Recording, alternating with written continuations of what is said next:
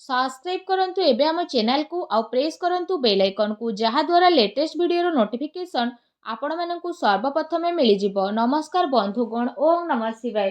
बंधुगण, आजिर वीडियो रे आमे आपण मानकु कहिबु तृतीय सप्ताह अर्थात 15 रु 21 तारिख पर्यंत समय आपणकर किपरि कटिबो, केउ प्रकारर ए सप्ताह को आपण प्लानिंग करिवे, ए सप्ताह आपणकर किपरि कटिबो, विशेष भाବରେ जदि कहबा केउ सब जिनिस रे आपणकु फायदा मिलिबो, केउ सब जिनिस रे आपणकु सावधानता अवलंबन करबाकू पड़िबो, आपणक लव लाइफ, कैरियर, बिजनेस, व्यापार ए सप्ताह रे किपरि रहिबो, ता सहित प्रतिटी दिन को आपण किपरि कटेइबे, स्वास्थ्यर महत्वपूर्ण इनफॉरमेशन मध्ये आमे वीडियो रे आपण मानकु देबु।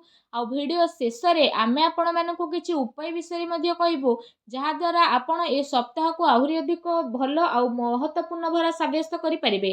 आगो को वीडियो आरंभ करबा पूर्वरु हमर आपणकु रिक्वेस्ट, जदि आपण हमर ए चैनल रे नुआ आछंती चैनल को सब्सक्राइब करंतु, सांगरे नोटिफिकेशन रो बेल को मध्ये ऑन करंतु, जहा द्वारा समय समय देश नुआ नुआ वीडियो रो नोटिफिकेशन आपणक पाखरे पहुंची जिवो। आसंतु जानिबा किपरि रहइबो आपणक पई तृतीय सप्ताह अर्थात 15 रु 21 तारिख पर्यंत समय। जदि सबुठारु प्रथमे आमे आपणको कहबु कि ए सप्ताह रे आपणक पई कोन सतरे पॉजिटिव रहिबा पई जाउछि। जदि विशेष भाବରେ कहबा फ्रेंड्स, ए दिन रे कोनोसी राजनीति लोकंक सहित आपणकर साक्षात हेबो, आ ए सप्ताह रे आपणक लोकप्रियता बढ़िबो। ता सहित जन संपर्ककर दायरा मध्ये आपण विस्तार करिवे। संतानक तरफरु तांकर कैरियर को नै कि सप्ताह रे कोनोसी शुभ समाचार मध्ये मिली पारे। आपणकर सिद्धांतवादी दृष्टिकोण समाज एवं धार्मिक स्थल रे आपणको विशेष भाବରେ सम्मानजनक उपाधि मध्ये प्रदान करिवो। एहा सहित धार्मिक एवं आध्यात्मिक गतिविधि रे आपणकर विशेष भाବରେ महत्वपूर्ण योगदान रहिबो। प्रॉपर्टी संबंधित कोनोसी अटकी थिबा कार्य पूरा हेबार मध्ये संभावना बनुछि। ता सहित ए दिनर समय रे आपणको बहुत भलो स्थिति रहिबो। ता सहित जदि कहिबा भाग्य एवं संतान संबंधित कार्य रे मध्ये सुविधा आपणको प्राप्त होई जिवो।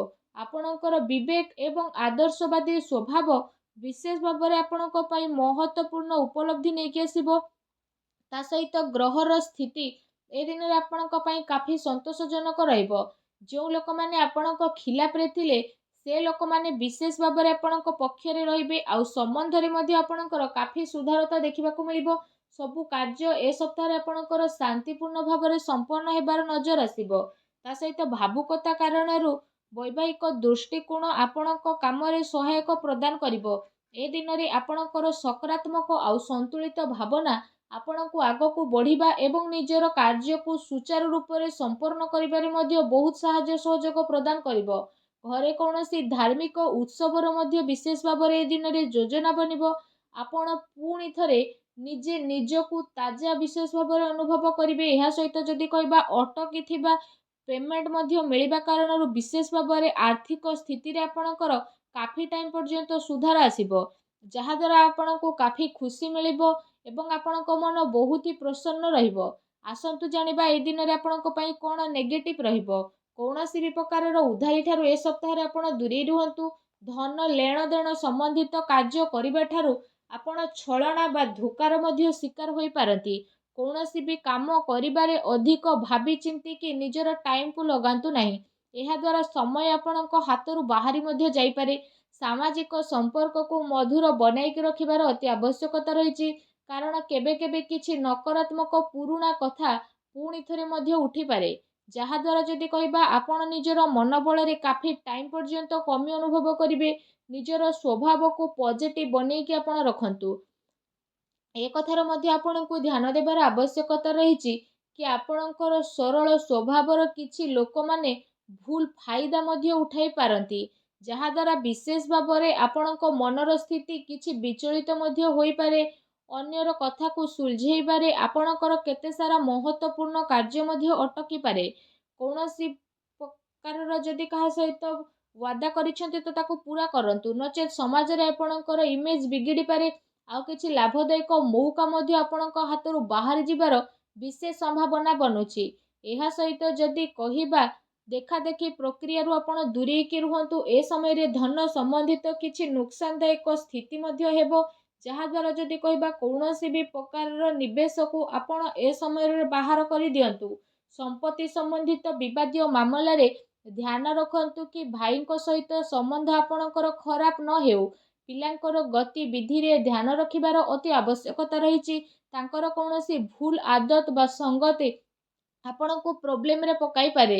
ସେସବୁକୁ ସକାରାତ୍ମକ କାର୍ଯ୍ୟରେ ଆପଣ ନ୍ୟସ୍ତ କରିବା ଅତି ଆବଶ୍ୟକ ରହିଛି, ଯାହା ତାଙ୍କର ଭବିଷ୍ୟତ ପାଇଁ କାଫି ଲାଭଦାୟକ ସିଦ୍ଧ ହେବ। ଆସନ୍ତୁ ଜାଣିବା ଏ ଦିନରେ ଆପଣଙ୍କର ଲଭ୍ ଲାଇଫ୍ କିପରି ରହିବ। ଘରର ମାହୋଲ ଅନୁଶାସିତ ଏବଂ ଖୁସିଭରା ମଧ୍ୟ ରହିବ।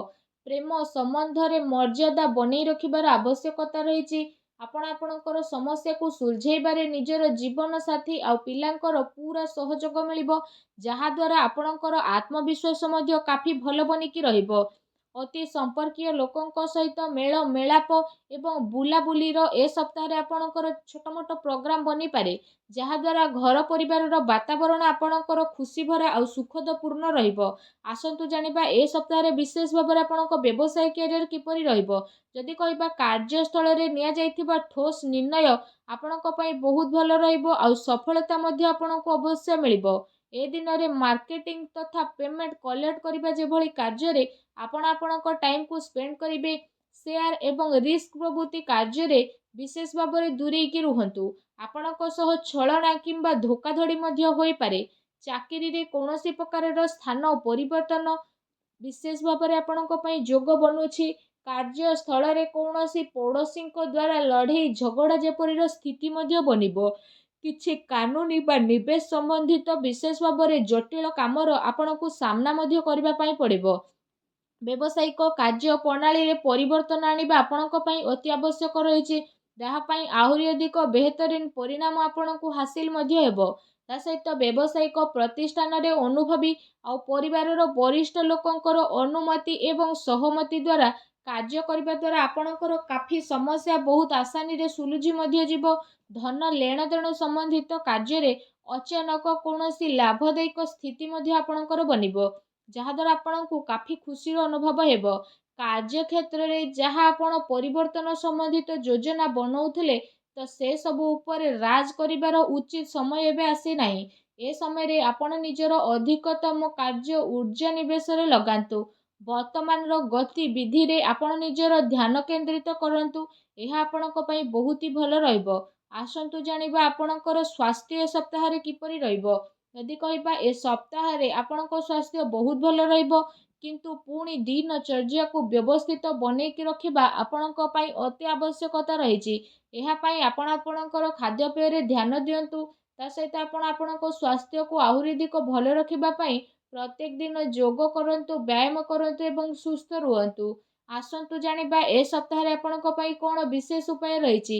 ଏ ସପ୍ତାହରେ ବିଶେଷ ଭାବରେ ମା ଲକ୍ଷ୍ମୀଙ୍କର ପୂଜା ଆରାଧନା କରନ୍ତୁ, ଛୋଟ ପିଲାଙ୍କୁ ଚକୋଲେଟ୍ ଦିଅନ୍ତୁ, ସାବୁଦାନାର କ୍ଷୀରି ବନାନ୍ତୁ। ତା ସହିତ ସେ କ୍ଷୀରିରେ ଆପଣମାନେ ଚିନି ବଦଳରେ ମିଶ୍ରି କରନ୍ତୁ।